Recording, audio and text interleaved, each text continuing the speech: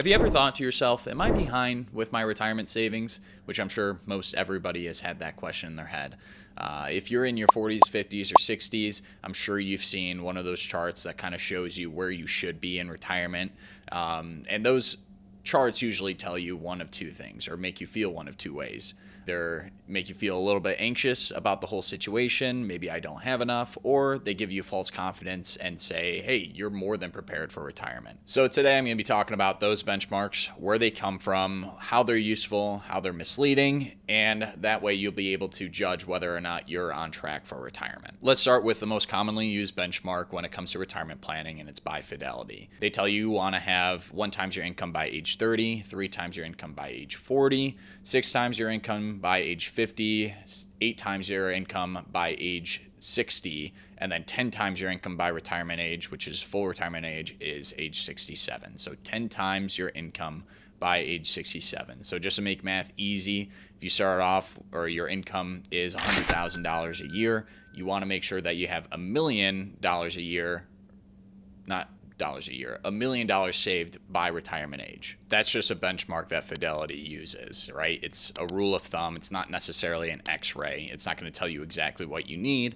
but it is a good rule to kind of follow throughout your retirement. Make sure that you are somewhat on track. So here's the logic underneath that. Fidelity is going to assume a couple of things. One, that you're saving consistently over your working life for high confidence, and you're contributing about 15% towards your retirement plan with your employer planning or employer contributions included. So given that information, why would Fidelity suggest the 10 times income for retirement? And that's because most people's retirement looks like they have Social Security coming in that's going to cover a lot of the basics. And then we have to fill that gap with our investments that we have. So any other investment plans that you might have, and then usually the big one is your retirement plans. Just for an example, Social Security's monthly statistical snapshot for November 2025 showed that average retired benefit is about $1,960 per month. And then the retired workers benefit is about $2,013 per month. I don't know about you, but that's not enough for myself to live on. Probably the same goes to you. So they show, or the reason that this benchmark is there is to show that, with your 10 times income retirement benefit on top of Social Security payments, you should be able to maintain the same lifestyle that you had while you were working in retirement. At least that's the intent. Now let's talk about why these benchmarks can be a bit misleading. Reason number one is your retirement age isn't standard, right? So if you want to retire before age 67, let's just say at age 55, these benchmarks are going to show that, they're being a little bit optimistic, right? It could be false confidence that you're seeing here. It's like, okay, I have 3 times my salary at age 40. That's great. I'm right on track. But if you want to retire at age 55 instead of 67, then that means that you're going to need more savings because that's going to be more time for withdrawals in retirement. Right? And vice versa, if you want to retire later than 67, you're an overachiever and want to go to 73 before RMDs kick in, then maybe you don't need as much saved up during that time of growth. But, it's always great to save more. That way you have more later on. Right. Reason number two is, that doesn't account for any other extra income that you have. So if you're lucky enough to have a pension, that's great. If you have rental income or any other kind of income, that you're generating, like, from an annuity or something, the benchmarks don't necessarily account for that either. So that could be less of a gap that you need to fill. And then lastly, the benchmark also is not going to know your spending habits. If you're a really high saver but don't love spending your money, then obviously you're going to need a little bit less than an average Joe or the higher spender, right? So it all kind of depends on your situation. That's why these benchmarks are just a benchmark. They're a rule of thumb, not necessarily, something that's going to be set in stone. The only thing that these benchmarks know are your age. They don't know your life or your life story. So here's a better way of using these benchmarks. Step one is, how much do I want to spend in retirement? Are you going to be spending more than you are right now, or going to be spending less? Step two is, what kind of income can I depend on in retirement? Do I have a pension, Social Security, rental payments, that sort of thing? Step three being, what is my gap? So take all of your expenses and then subtract your income from that. Okay. So I used to work with a lot of educators. I talk about the gap all the time because they get a pension and then they also have their Social Security. So we go through, hey, what are we saving for right now? What is this 403B retirement plan for? It's for to fill that gap, right? So you got to make sure that you understand that gap. And then step 4 is, how do I turn that gap into an investment plan? Step 4 is where people usually use a withdrawal rate. So take the classic 4% rule. 4% rule says, okay, if you take your gap, which is, let's just say $50,000, I want to fill a $50,000 income void every year in retirement. If you take that $50,000 divided by 4%, then it's going to show you that you'll need $1.25 million by the time that you retire to make sure that you successfully close that gap. So this rule of thumb is basically a little bit more catered to you because it uses, your gap and then also time horizon. So a little bit better, a little bit more of a, I don't want to say guarantee because nothing's guaranteed, but a little bit more of like an educated guess as opposed to just doing the 10 times rule that Fidelity has. So let me show you a couple scenarios how using this benchmark of 10 times your salary for retirement is a little bit misleading.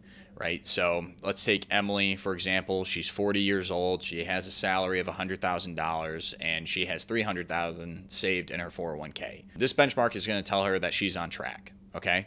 But if she wants to retire at age 55, then actually she has not as much as she should.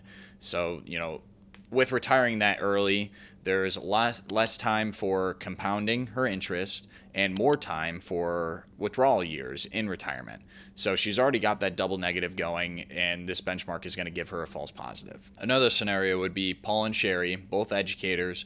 They're age 50. Their combined salary is going to be $120,000. They have $400,000 total saved up for retirement. The benchmark is going to show that that they'll need $720,000 at this state to be able to retire comfortably. But it doesn't take into consideration both their pensions and both their Social Securities. So their gap is going to be much smaller than the average Joe. The last scenario I'll use is Mike. So Mike is age 60. His salary is about $80,000. He has $500,000 saved for retirement.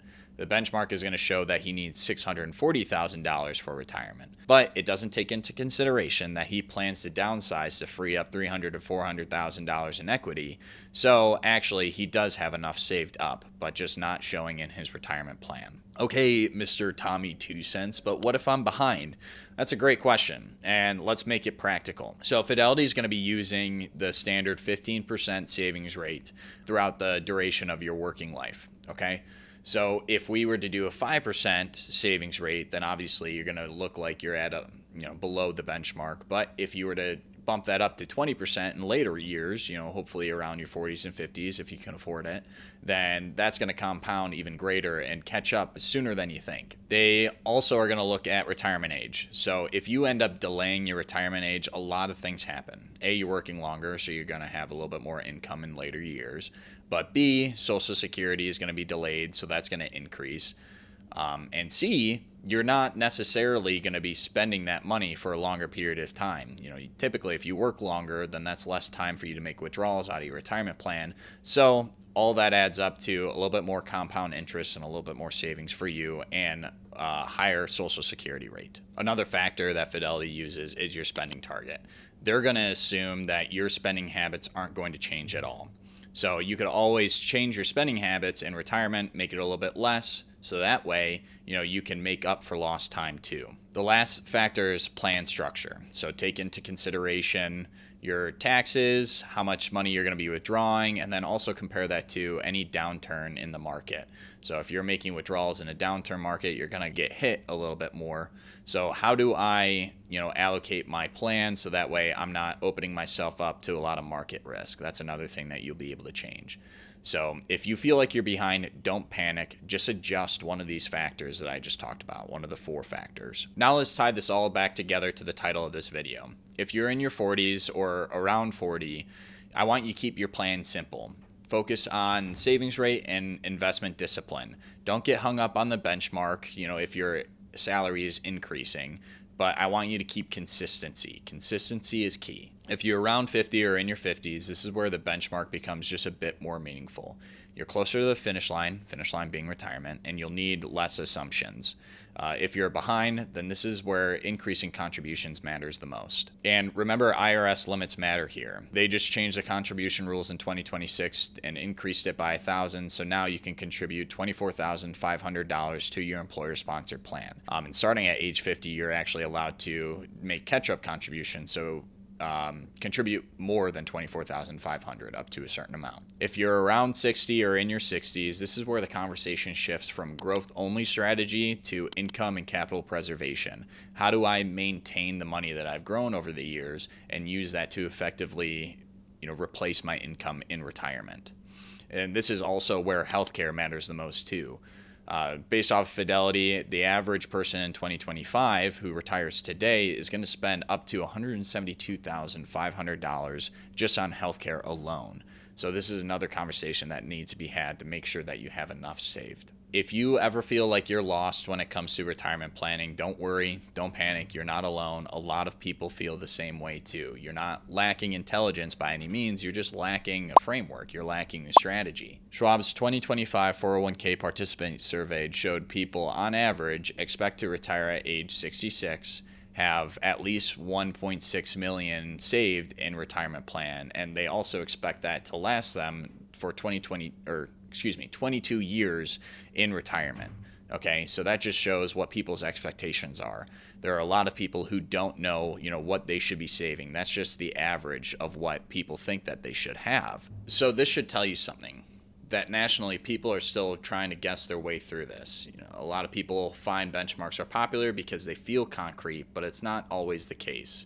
Instead, I want you to focus on what is your spending, what is your income in retirement, and what's the gap that you're trying to focus on. So here's the point. The retirement benchmarks by age 40, 50, and 60, the 10 times income scenario, they're all good and they should be used as a gut check, but you shouldn't take it as a final verdict. Instead, you should be focusing on what is my gap and how can I fill it. If you want help pressure testing your strategy, please feel free to schedule a conversation with me. There should be a link below for you to press. No pressure, just clarity.